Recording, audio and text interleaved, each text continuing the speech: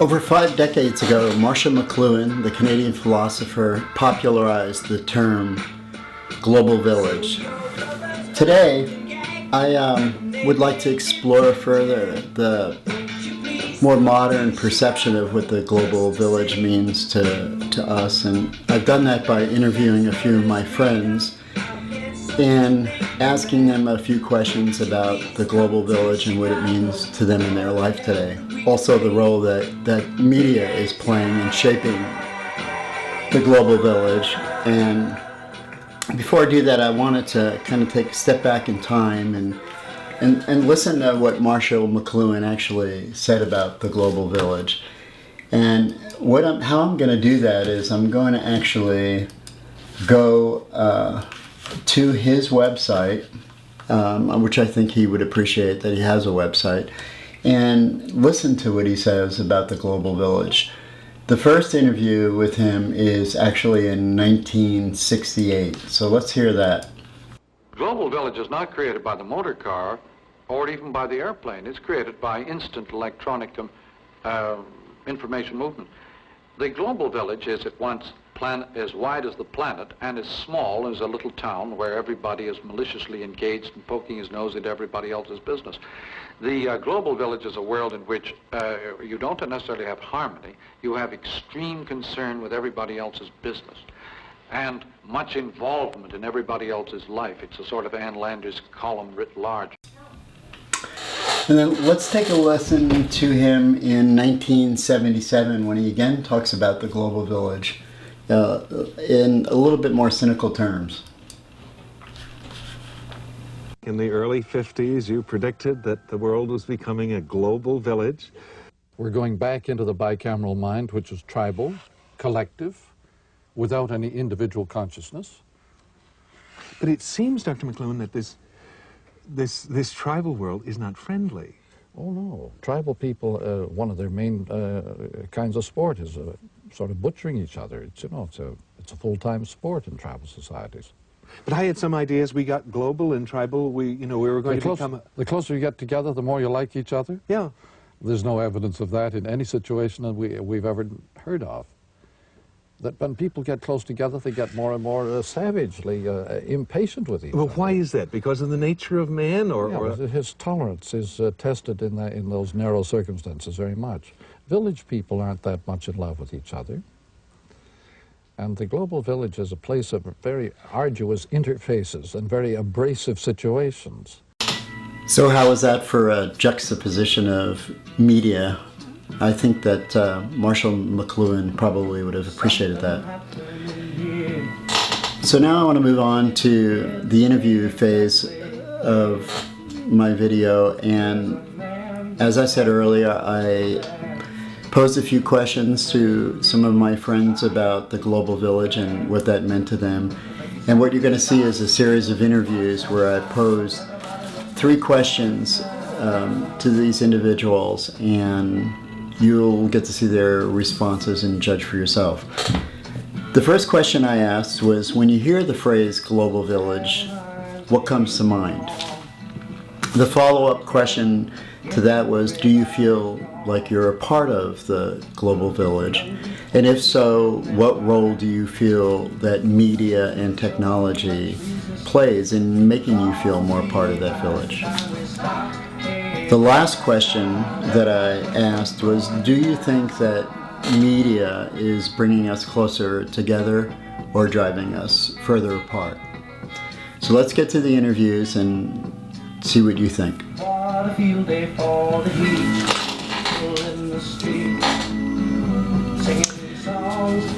So again, the first question I asked my friends,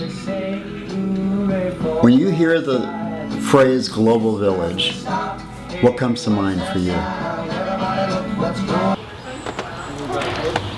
I think of a global village, I haven't really thought of that term much, but it sounds to me like I think of an old village where people lived together in harmony and they were placed in a geographical village. But now global village, I think of media and technology enabling us to be a village even though we don't live together. Maybe somebody in Africa who I could never possibly have met has the capacity to share ideas and share experiences with me that I wouldn't normally be able to experience, and vice versa. And that brings us together as a village. That would be my guess. Okay, when I hear that term, it's kind of like almost like a psychologist, Rorschach-Dingbach test, or reference. So there's two things that come up. One is the hype of global village, that people who want to sell you things from all around the world, but that's part of the commercial media, so to speak.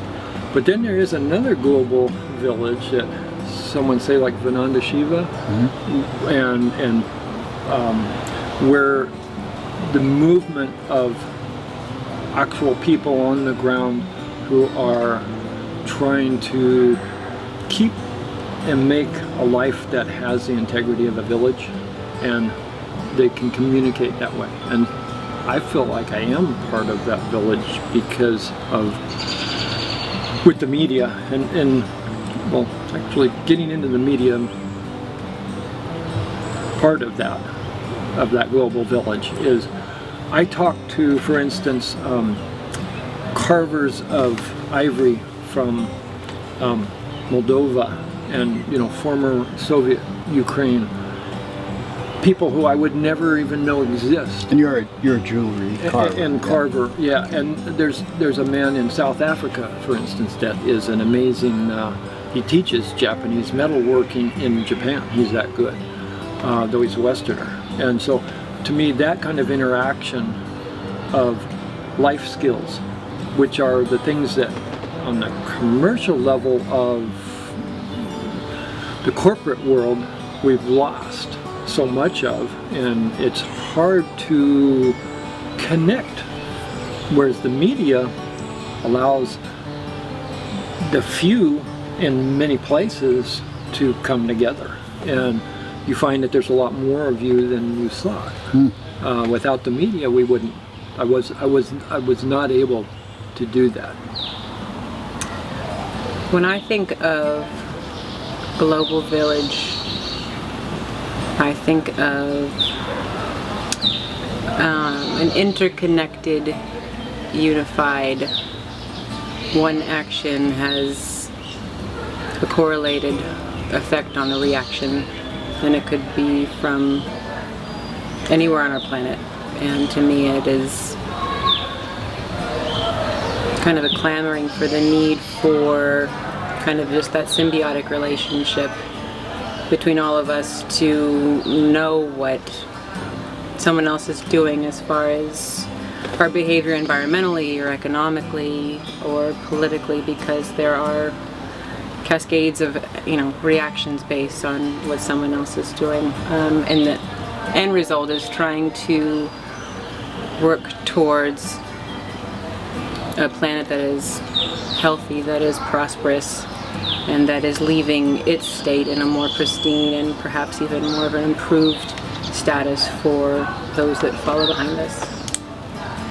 You say that, Mykel, the thing that first comes to mind to me is the Olympics. I just think about the globe and people coming together, and the Olympics have been around for a long time, so I tend to think in concrete examples. So something like the Olympics is, to me, kind of a great example of the global village, of a community sort of transcending nationality coming together momentarily to create this event. And of course it's also a media spectacle, so it's a great example of the global media spectacle in the global media village, I think. I can keep going if you want, but yeah, try and go give you ahead. something You can add more. But the Olympics are also, that's kind of so 20th century or even 19th century, but I think it's a good illustration that when we talk about globalization, the global village, that idea is not necessarily brand new. Marshall McLuhan was writing about it in the 1960s, and when the telegraph was invented and allowed people to communicate across great distances, that is part of the global village. Books, being able to transport books by rail or by boat around the globe, that's the global village as well. So it's something I think that's old, But in our day and age, of course, with Facebook and social media, it's, we walk around with, the global village is right here. It's in my pocket. And I think that's one of the differences that we have today. So those are some of the things I think about. So when I think of the term global village, I feel like we're all interconnected in some way, whether we like it or not, and that we cannot ignore how our actions and our cultures affect one another. And then when I visualize global village, I kind of picture different colors, different foods, different traditions, somehow being able to be connected, even though very different, but that on a humanistic level, we can see maybe a little bit of part of ourselves in someone else's culture. I think just the notion of being connected internationally, globally, I think of it kind of in positive terms, that we would sort of all be on this planet and working out our problems together. And now, the second question I asked was, do you feel like you're a part of the global village? And if so, what role do you feel the media and technology play in that role? Yeah, I think social media, things like that, definitely bring me together with people who I would not normally be in touch with. So in that way, yeah, I would say I'm part of that global village. Well, that's actually kind of was part of my next question. What role does media and technology play in making you feel a part of the global village? To me, media in some ways, I kind of probably view it in kind of a negative way. I think of the corporate-owned media that isn't inspiring that kind of connection and probably limiting that connection more than anything. But I do think that media or technology more, it invites a village. It allows us to be a part of a bigger community than just whatever our geographical community is. We are enabled to be a village with anybody in the globe, really. Anybody who has the technology to communicate or share with us. Media plays a huge role in that. I just don't. Media, I tend to look at it as a negative thing, and it isn't necessarily. It just depends on what the source is. If it's corporate-owned media that is limiting these things versus social media or private media where people are actually, communicating in a very real-time, non-censored, just, hey, look what I found. I want to share it, and be able to do it that way. So I think that's what allows us. Technology, 100 years ago, it wouldn't have been possible for me to communicate to somebody in Iraq and somebody in England and somebody in Australia on the same day.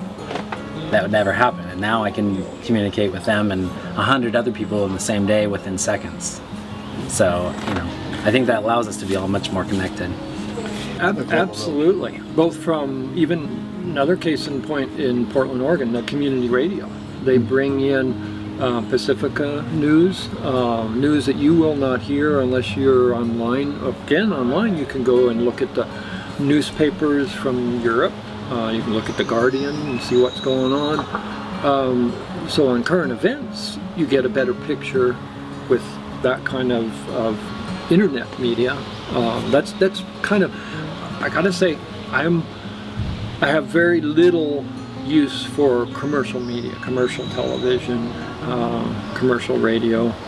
It plays a very small part in my life. I don't have a television networks. I like movies. That's a whole nother thing, because there you have the potential, though it can be very commercial, you have the potential for real art and like a very commercially, I'm sure it had to be fabulously commercially successful, but Avatar, it would be a case in point that to me is like, wow, all the technology involved in that, but they took the time to make it right, and it had a reason for being made besides just the money, so I think those can be very powerful. I feel like I am a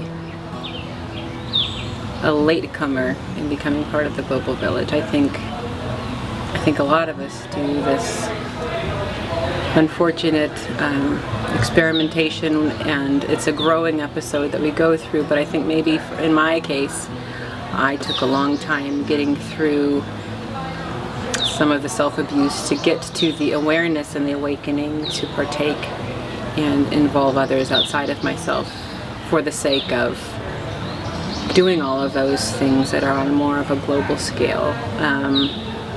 Realizing that one selfish act doesn't just impact me, and being almost 39, which I still consider quite young, I think there's a lot that I can do, but I wish that in some ways it would have been nice, for example, being a mother, that I could give that wisdom to my children to start learning earlier. And I think I could have saved a decade and been more advanced in some of my approach to being more global in my approach. So do I feel like I'm part of the global village? Yes, but now I feel like I need a fast track to keep up and really make an impact, and I really believe in the concept of a global community. Let me ask you, what role do you feel like media and technology play in making you feel like a part of the village? Well, I think maybe just because it's fresh in my mind, that march against Monsanto from yesterday, for example, was a key opportunity for the media to reunite and to demonstrate that global village mentality. And on a local level, perhaps that was more accomplished, but when you get to, as you climb the ranks, as with so many systems that are flawed, there's a breakdown. And so it can unify and fragment all at the same time. And I think it's so unfortunate because there's such power and an opportunity to let the voice be one, as in unified. And instead it gets to a point where there's this just kind of orchestra of a buildup of all of our voices that the media can facilitate, and then it just falls. So I think there would just be fantastic to see technology and media both being able to make it rise up until it just, like any song, it just becomes melodic and we all hear the same song, and then we get back to that whole essence of implementing that global village mentality. That's a good question. I do feel a part of it, and I think we're all, at least those of us who are connected by communication technology economically, we're part of that global village, whether we want to be or not. Some people don't obviously want to be a part of it, but I feel like in our world today, again, because of technology, because of the tools of communication are so easy for us to communicate with each other, so easy to connect and stay in touch across nations, across the globe. So I think that I do feel a part of it as a consumer. I could probably look at the clothes that I'm wearing and pick, whatever it is, a pair of jeans and or a pair of shoes, and trace its history as it's produced around the globe. So just as consumers, as we buy things at the store, I think we're participating in that globalization and global village, whether we again are conscious or intentional of it or not. Personally, I like to hear news through the BBC directly, and so that's my primary source of news, and I feel like it's a different filter than American CNN type of news or the Today Show. So I feel like that helps keep me connected to the global community more. I do when I'm online and when I'm watching TV and when I'm just intentionally trying to also feel a part of that too. So part of it, I think, is I want to learn more and I want to be a part of it, and then part of it is it's just kind of the media naturally feeds all that to you. I do. I guess sometimes on a day-to-day basis in my regular life, I'm not always surrounded by what I might call a diversity of people. But when it comes to maybe being online or being or watching television, I do think that I'm exposed to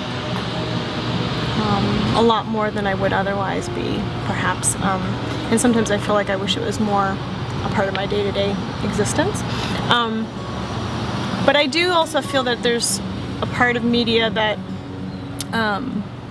you know, when I think of social media, and I think it's in a lot of ways, when I think of Facebook and other platforms that people are on, that we are able to connect to people in so many different places and to learn new things that we might not otherwise learn, but at the same time it's sort of, sometimes it feels very superficial, because when we're not in front of that person, there's a tendency maybe to not communicate as respectfully as you might if they were right in front of you. And so sometimes that online environment creates, I think, more separation than and more lack of understanding at times. So, in a very kind of on the sidelines way, because I certainly can't have access. I mean, I have media, but I don't feel like I'm necessarily a part of a global village, a part of my community.